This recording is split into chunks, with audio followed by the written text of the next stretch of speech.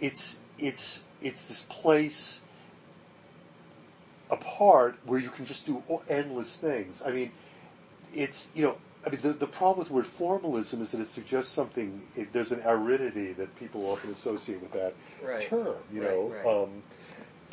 Yeah, it's got a real bad reputation. Right. Like, not in a sexy way. Right.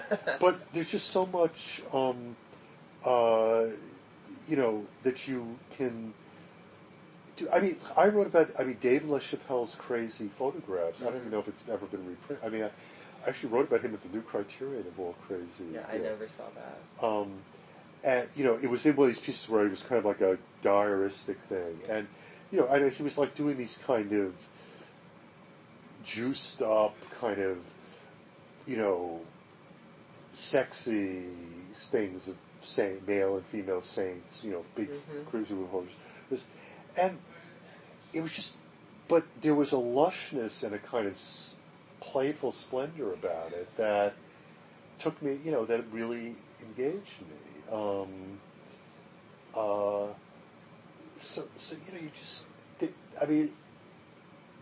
you can be taken so many different places, which is fun. Well, one of the things that interested me about the Watteau book is the kind of fictional qualities of it, the imaginative inhabiting of these historical figures' inner lives. And that really seemed like a real departure. Totally. And also it's like something that very few art critics will do or have done. I mean, I think Dave Hickey does that sometimes, but I was interested in that kind of fictional component, and it made me think of, like, in a weird way, it made me think of the line in the Richter piece where you say, it's not that I dislike these paintings, I disagree with the premise that made them, that values them in the way that they are, and you kind of articulate that, and that too almost seems like a kind of like fiction building impulse that's like, all right, this is a present reality, but I'm envisioning a different reality that I reject the reality of which, like, Robert Storr's version of events are the real events. And so I just am interested in that kind of engagement with, like, literary kind of fictional imagination within the art. Say something more about it. I'm not quite getting the connection with the with the Richter thing. I mean, you're saying I was saying that. Right, it was like a bad thing to link, actually. We could just talk about the fiction, then we could go back to the Richter. Yeah. I mean, look, I was really excited to do something very different. I mean, as I say, I really try. I like to try different things, and Antoine's Alphabet was in a way to write a book about myself.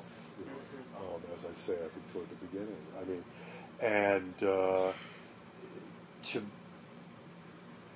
to imagine stuff, and it was tremendously liberating, and maybe I'll do more of it. It's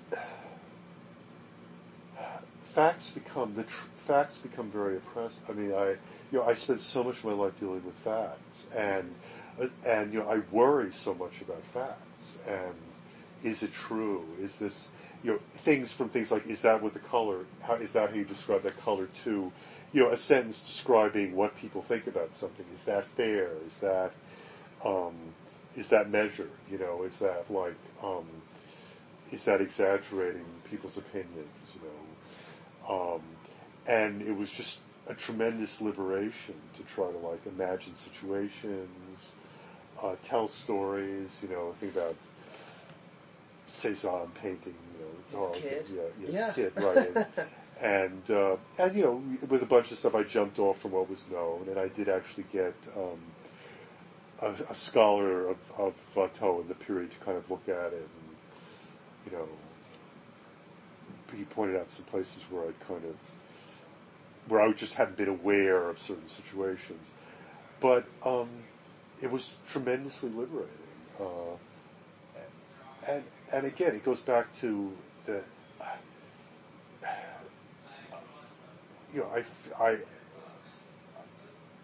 writing itself is what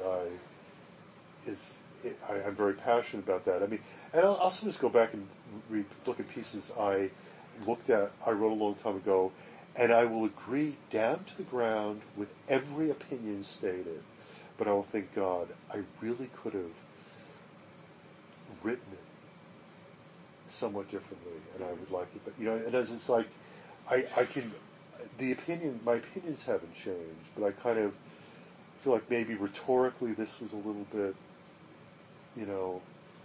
What do you think, like, the function of criticism is? Like, what's the job of it now?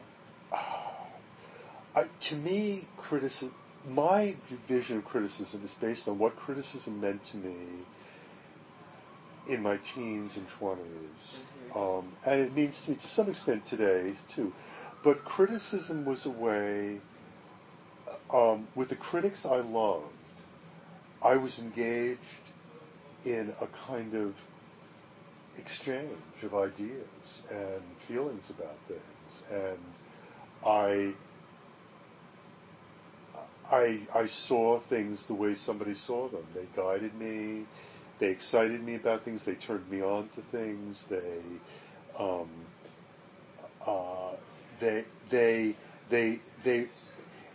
They took the kind of conversations that we all hope we're going to have with each other, mm-hmm. and they put them in a kind of public forum, mm-hmm.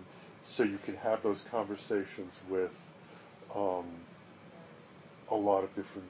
with a wider group of people. And one of the things that's just amazing when you keep doing this over the years is people coming up to you.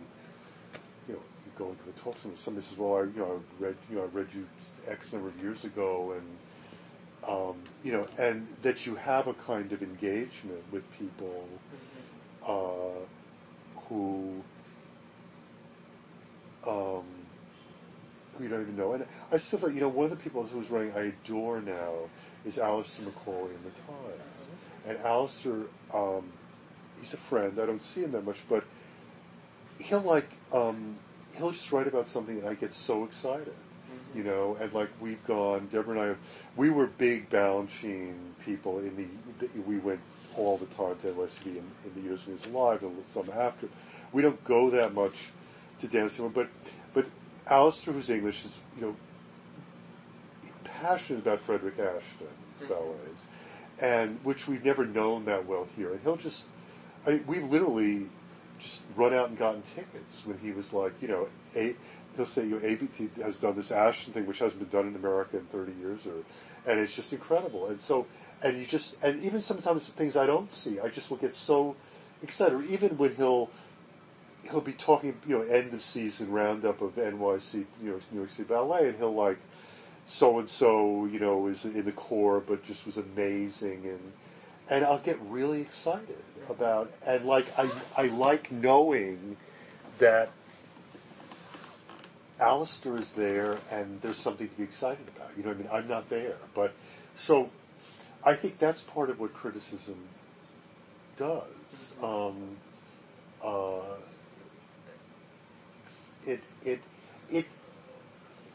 I sometimes say to kids, when I'm teaching class or something, or when I go talk at these like criticism programs, people walk out of a movie theater. Not that we go to, we all go to movie theaters less and less, but people walk out of a movie theater, and what happens? The first thing they say is, "What did you think?" Right? I mean, criticism is not some weird, esoteric thing. It is like a natural outgrowth of caring about the arts, But at the same time, I've been thinking a lot about, and I actually think New Art City and the anthology is a perfect illustration of this, that there were a lot of macro structural factors after the Second World War that produced this exceptional thing that we call art criticism in New York City. And that the economic, the social,